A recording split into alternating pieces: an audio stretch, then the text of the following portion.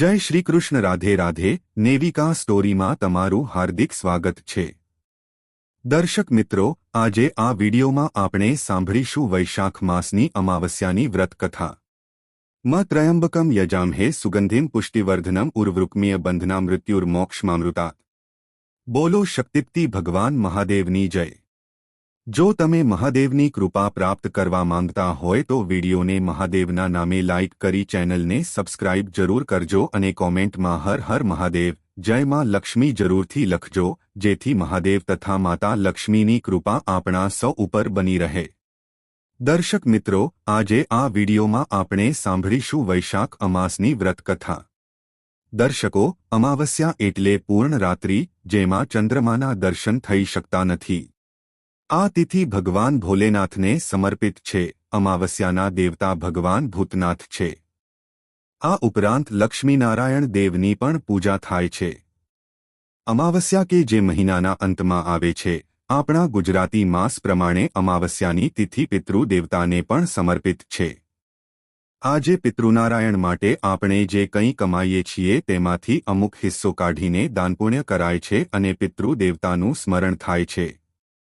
તેમના ઋણકર્જમાંથી મુક્તિ માટે તથા તેમના કલ્યાણ અને મુક્તિ માટે તથા આપણા પણ કલ્યાણ માટે આજે પિતૃ નિમિત્તે કંઈને કંઈ કાર્ય કરાય છે, જેમાં શ્રાદ્ધ, તર્પણ, પિંડદાન અને પીપળાના વૃક્ષની પૂજા સામેલ છે.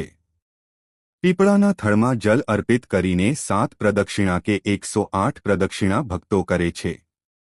આમ અમાવસ્યાની તિથિ કે જે પિતૃતિથિ કહેવાય છે, તે મહિનામાં એક જ વખત આવે છે. આ દિવસે અમુક ભક્તો વ્રત કરીને ક્ષમતા અનુસાર દાન પણ કરે છે. વિધિવત ભગવાન મહાદેવની પૂજા આરાધના કરવામાં આવે છે.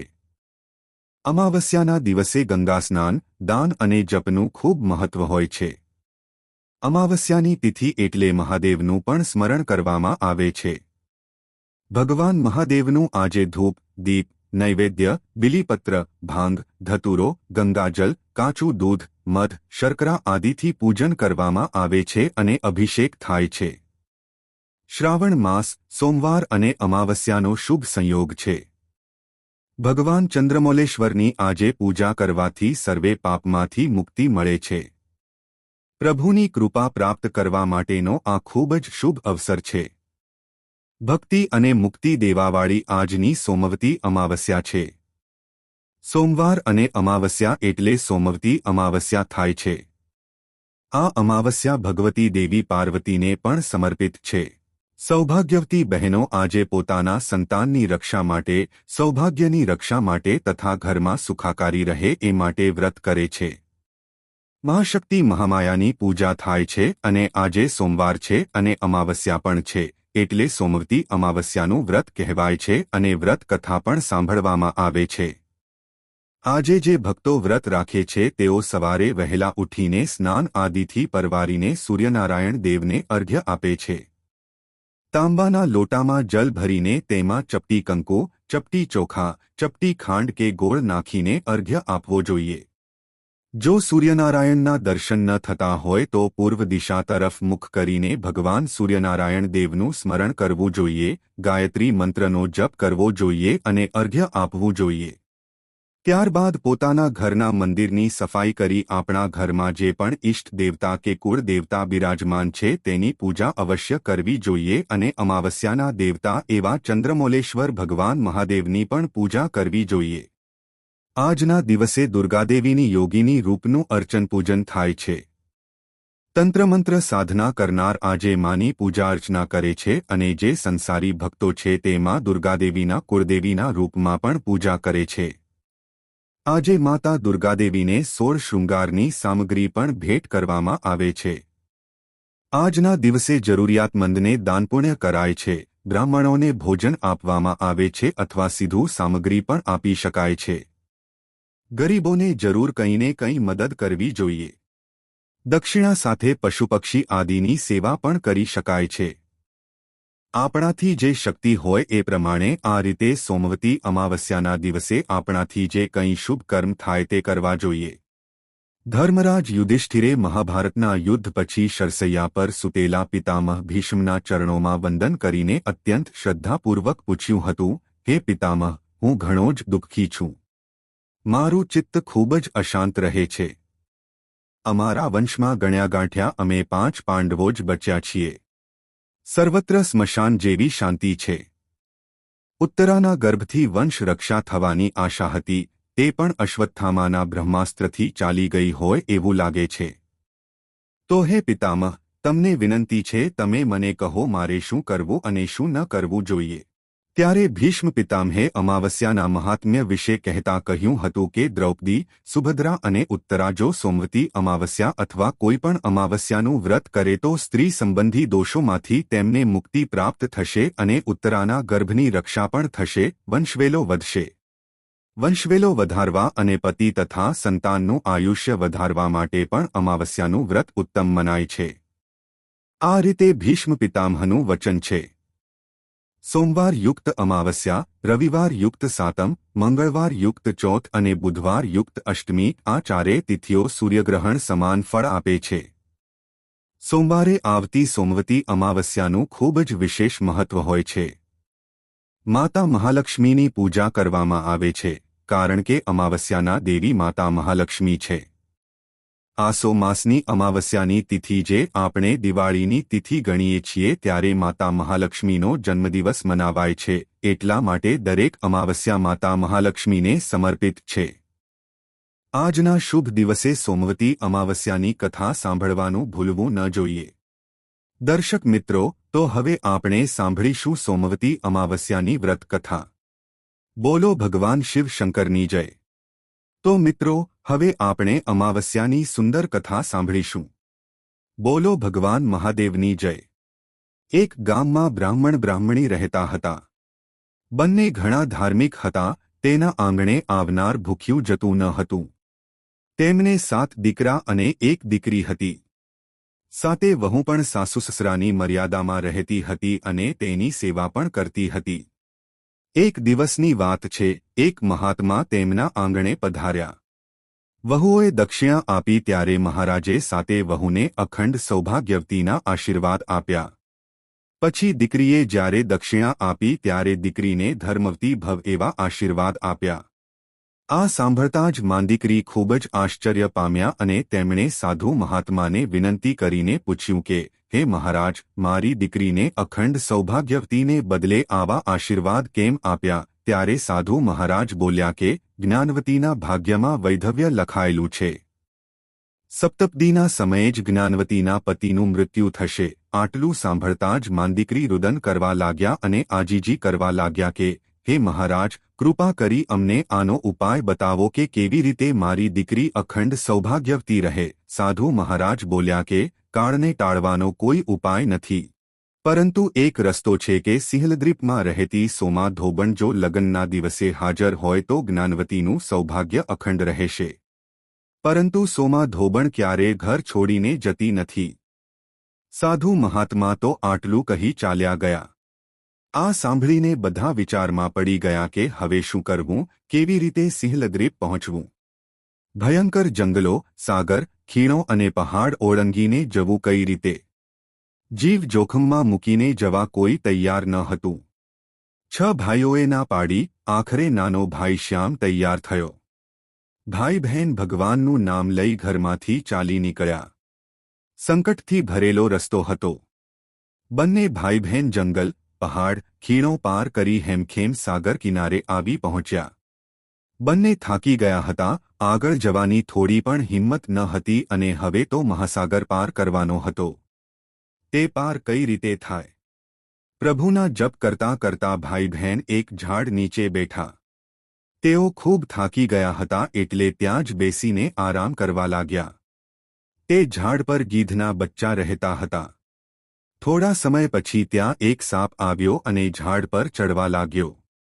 બહેને તે સાપને જોતા જ ભાઈને કહ્યું કે, જુઓ ભાઈ, તે સાપ ગીધના બચ્ચાને ખાઈ જશે માટે તમે તે સાપને મારી નાખો. ભાઈએ તરત જ એક લાકડી લીધી અને ઝાડ પર ચઢી તે સાપને મારી નાખ્યો. થોડા સમય પછી ગીધ ત્યાં આવ્યો ત્યારે બચ્ચાઓએ કહ્યું કે, નીચે બેસેલા ભાઈ બહેને આજે અમારો જીવ બચાવ્યો છે.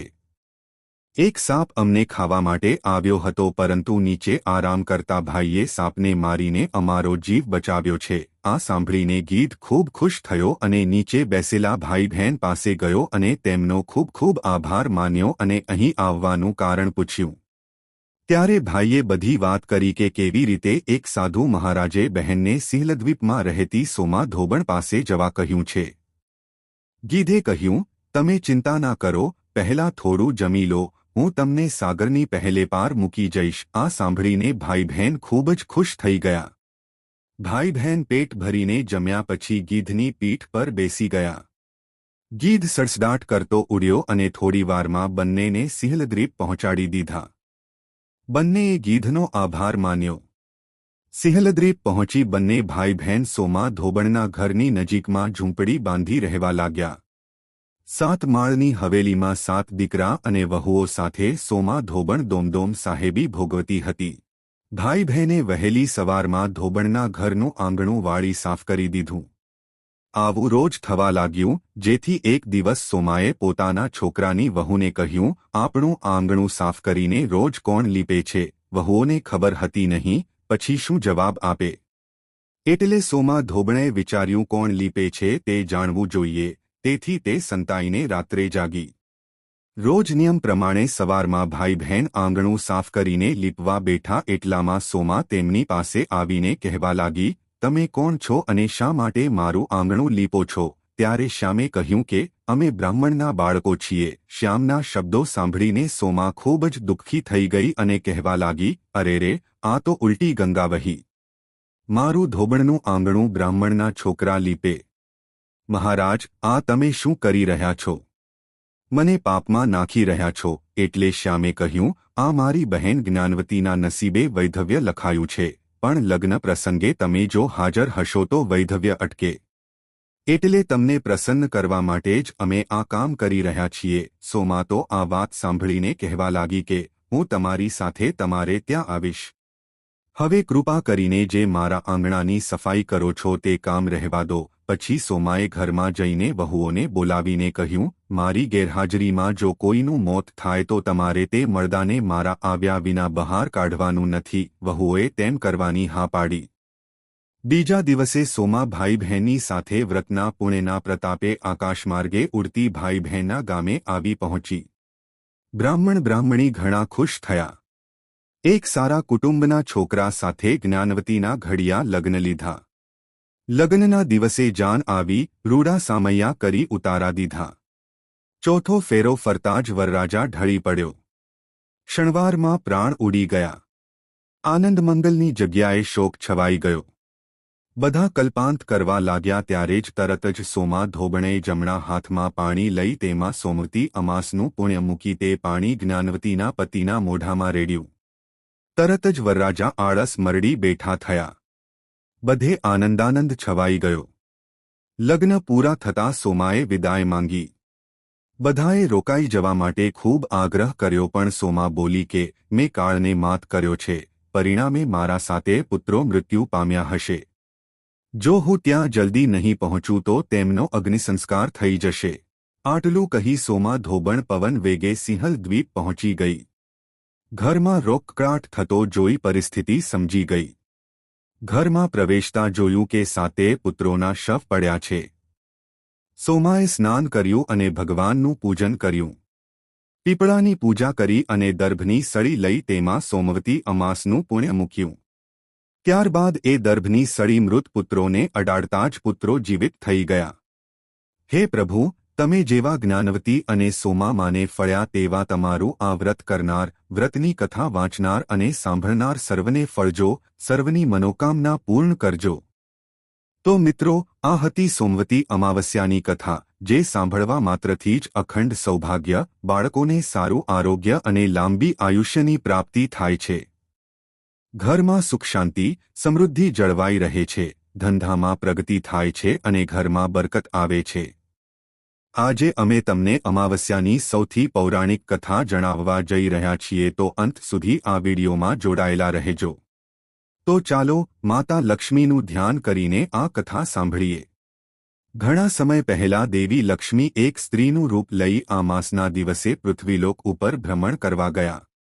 ત્યારે પૃથ્વી પર રાતનો સમય હતો અને અમાસ હોવાને લીધે ચારે બાજુ ગાઢ અંધારું હતું. ગાઢ અંધકારને કારણે દેવી લક્ષ્મી પોતાના માર્ગની દિશાથી ભટકી ગયા. એ જ રસ્તા પર આગળ જતા તેમને એક જગ્યાએ એક દીવો દેખાયો. દેવી તે પ્રકાશની નજીક જાય છે અને જુએ છે કે ત્યાં એક ઝૂંપડું છે, જ્યાં એક વૃદ્ધ મહિલા પોતાના ઘરની બહાર દીવો પ્રગટાવી રહી હતી અને ઝૂંપડીનો દરવાજો ખુલ્લો હતો. દેવી લક્ષ્મી વૃદ્ધ મહિલા પાસે જાય છે અને કહે છે કે હું આ ગાઢ અંધકારમાં મારો રસ્તો ગુમાવી બેઠી છું. શું આજની રાત વિતાવવા માટે તમારી ઝૂંપડીમાં આશરો મળી શકશે? આના પર વૃદ્ધ સ્ત્રી દેવી લક્ષ્મીને કહે છે, તમે મારા મહેમાન છો, અહીં શાંતિથી આરામ કરો. હું હમણાં જ તમારા માટે ભોજન અને પથારીની વ્યવસ્થા કરું છું. વૃદ્ધ મહિલાનો આવો સરળ સ્વભાવ જોઈને દેવી લક્ષ્મી ખૂબ જ ખુશ થાય છે અને ત્યાં જ આરામ કરવા માટે રોકાઈ જાય છે અને વૃદ્ધ મહિલા સંપૂર્ણ પ્રેમ અને આદર સાથે માતાનું સ્વાગત કરે છે. રાત્રે લક્ષ્મી માતા તે વૃદ્ધ માતાના ઘરમાં સૂઈ જાય છે અને વૃદ્ધ મહિલા પણ સૂઈ જાય છે. આ રીતે માતા લક્ષ્મી તે મહિલાની સેવા અને સમર્પણની ભાવનાથી અત્યંત પ્રસન્ન થાય છે. બીજા દિવસે જ્યારે વૃદ્ધ મહિલા સવારે જાગે છે ત્યારે તે જુએ છે કે તેની સાદી ઝૂંપડીની જગ્યાએ એક સુંદર મહેલ બની ગયો છે અને તેનું ઘર સંપત્તિ અને અનાજથી ભરેલું છે. બધી જ સુવિધાઓવાળા તે અત્યંત ભવ્ય મહેલમાં કોઈ પણ વસ્તુની કમી નથી. આ જોઈને તે વૃદ્ધ મહિલા દંગ રહી જાય છે. માતા લક્ષ્મી સવારે ક્યારે જતા રહ્યા તે વૃદ્ધ સ્ત્રીને ખબર નહોતી અને આમ વૃદ્ધ સ્ત્રી તેના ઘરમાં આવેલી સ્ત્રીનું ધ્યાન કરવાનું શરૂ કરે છે. પછી માતા લક્ષ્મી તેને દર્શન આપે છે અને કહે છે કે અમાવસ્યાના દિવસે તે અંધકારના સમયમાં માર્ગ ભૂલીને હું તમારી પાસે આવી હતી. હું તમારી સેવાથી ખૂબ જ ખુશ છું.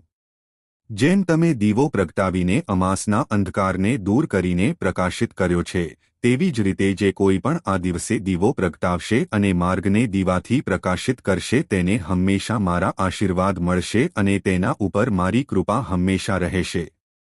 એવું માનવામાં આવે છે કે અમાવસ્યાના દિવસે રાત્રે દીવો પ્રગટાવીને પ્રકાશનો તહેવાર ઉજવવાની અને દેવી લક્ષ્મીની પૂજા કરવાની પરંપરા વર્ષોથી ચાલી આવી છે. આ દિવસે લોકો તેમના ઘર, કચેરીઓ, દુકાનો અને કારખાનાઓમાં દેવી લક્ષ્મીની પૂજા કરે છે તથા માં લક્ષ્મીની પૂજા સમયે પોતાના ઘરના દરવાજા ખુલ્લા રાખે છે. એવું માનવામાં આવે છે કે આ દિવસે જે ભક્તો દીવો પ્રગટાવીને પ્રકાશ ફેલાવે છે અને માતા લક્ષ્મીની પૂજા અર્ચના કરે છે, માતા લક્ષ્મીનું તેમના ઘરે આગમન થાય છે અને તેના ઘરે ધનધાન્યની કમી રહેતી નથી. ભક્તો, માતા લક્ષ્મીની પૂજા સાથે સંકળાયેલ અમાવસ્યાની આ સૌથી પૌરાણિક કથા હતી. અમાવસ્યાના દિવસે જો વ્રત, પૂજા, ઉપવાસ ન કરી શકાય તો આ વ્રતની કથા સાંભળવા માત્રથી જ અમાવસ્યાનું વ્રત કર્યા જેટલું જ પુણ્યફળ પ્રાપ્ત થાય છે. બોલો લક્ષ્મી માતાની જય. તો ચાલો મિત્રો, હવે આપણે બીજી કથા સાંભળીએ. એક વખત પક્ષીરાજ ગરુડે ભગવાન શ્રીકૃષ્ણને પૂછ્યું, હે પ્રભુ, લોકો પોતાના મૃત પિતૃઓનું શ્રાદ્ધ કરે છે, તેમની રુચિનું ભોજન બ્રાહ્મણોને આપે છે, પરંતુ શું પિતૃઓ ખરેખર આવીને શ્રાદ્ધનું ભોજન ગ્રહણ કરે છે? કોઈએ તેમને જોયા છે? ભગવાન શ્રીકૃષ્ણએ કહ્યું, હે ગરુડ, તારી શંકાનું નિવારણ કરવા હું તને દેવી સીતા સાથે બનેલી એક ઘટના કહું છું. સીતાજીએ પુષ્કર તીર્થમાં પોતાના સસરા રાજા દશરથ સહિત 3 પિતૃઓને શ્રાદ્ધમાં બ્રાહ્મણોના શરીરમાં જોયા હતા. શ્રીકૃષ્ણએ આગળ કહ્યું, હે ગરુડ, તને ખબર જ છે કે શ્રીરામ પોતાના પિતા રાજા દશરથની આજ્ઞાથી વનવાસે ગયા હતા. તેમની સાથે દેવી સીતા પણ હતા. રસ્તામાં શ્રીરામને ખબર પડી કે તેમના પિતા તેમના વિયોગમાં દેહ ત્યાગી ચૂક્યા છે. જંગલોમાં ભટકતા ભટકતા શ્રીરામ અને સીતાજી પુષ્કર તીર્થે પહોંચ્યા. તે સમયે શ્રાદ્ધનો અવસર હતો. પુષ્કર જેવા પવિત્ર તીર્થમાં પિતાનું શ્રાદ્ધ કરવું શ્રેષ્ઠ હતું.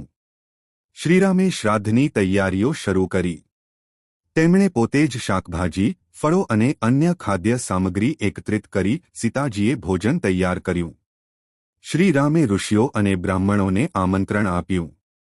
શ્રાદ્ધની વિધિમાં શ્રીરામ અને સીતાજીએ ધર્મનું પૂર્ણ પાલન કર્યું. જ્યારે બ્રાહ્મણો અને ઋષિઓ ભોજન માટે બેઠા ત્યારે સીતાજી ભોજન પીરસવા આવ્યા. તેમણે થોડું ભોજન બ્રાહ્મણોની પાંદડાની થાળીમાં પીરસ્યું, પરંતુ અચાનક તે બ્રાહ્મણોની વચ્ચેથી નીકળી ગયા અને ઝાડીઓમાં છુપાઈ ગયા. શ્રીરામ આ જોઈને ચોંકી ગયા. તેમણે વિચાર્યું સીતા શર્મના કારણે ક્યાંક ચાલી ગઈ હશે. તેમણે નક્કી કર્યું કે પહેલા બ્રાહ્મણોને ભોજન કરાવીશ, પછી સીતા પાસેથી આનું કારણ પૂછીશ. શ્રીરામે બ્રાહ્મણોને ભોજન કરાવ્યું અને તેમને વિદાય આપી. પછી શ્રીરામે સીતાજીને પૂછ્યું, હે સીતે, તું બ્રાહ્મણોને જોઈને ઝાડીઓમાં કેમ છુપાઈ ગઈ? આ ઉચિત નથી. તેમના ભોજનમાં વ્યવધાન થઈ શકતું હતું અને તેઓ નારાજ પણ થઈ શકતા હતા. બ્રાહ્મણોને પિતૃઓનું પ્રતીક માનવામાં આવે છે, તેમ છતાં તે આવું કેમ કર્યું? મને આનું કારણ જણાવ. સીતાજીએ આંખોમાં આંસુ સાથે નમ્રતાથી કહ્યું, હે નાથ, મેં આ શ્રાદ્ધમાં એક આશ્ચર્યજનક દ્રશ્ય જોયું. બ્રાહ્મણોની પંગતમાં મેં બે મહાપુરુષોને જોયા જે રાજાઓ જેવા દેખાતા હતા. ઋષિઓ અને બ્રાહ્મણોની વચ્ચે રાજવેશમાં સજ્જ આ મહાપુરુષોને જોઈને હું અચંબમાં પડી ગઈ.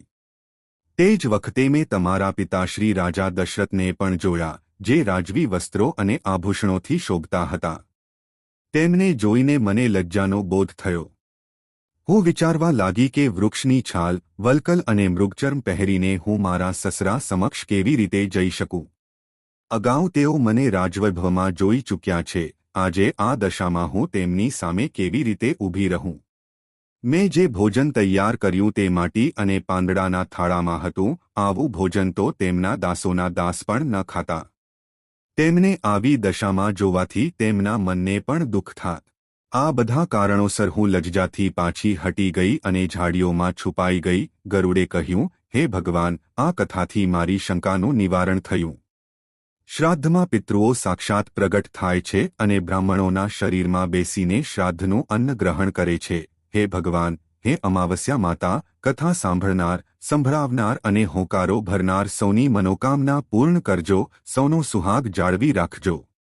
દર્શક મિત્રો, કથા બોલતી વખતે જો મારાથી કોઈ ભૂલ થઈ હોય તો હું ક્ષમા માગું છું અને આશા રાખું છું કે તમને આ કથા પસંદ આવી હશે. તો મિત્રો, આ કથા તમને કેવી લાગી અને આ વિડિયો કયા શહેરમાંથી સાંભળી રહ્યા છો તે કમેન્ટમાં જરૂર જણાવજો. પસંદ આવી હોય તો લાઇક અને તમારા મિત્રો સાથે શેર કરજો. ચેનલ પર નવા હોય તો ચેનલને સબસ્ક્રાઇબ કરવાનું ભૂલતા નહીં. મળીએ એક નવા વિડિયોમાં. ત્યાર સુધી બધાને જય શ્રી કૃષ્ણ. ધન્યવાદ.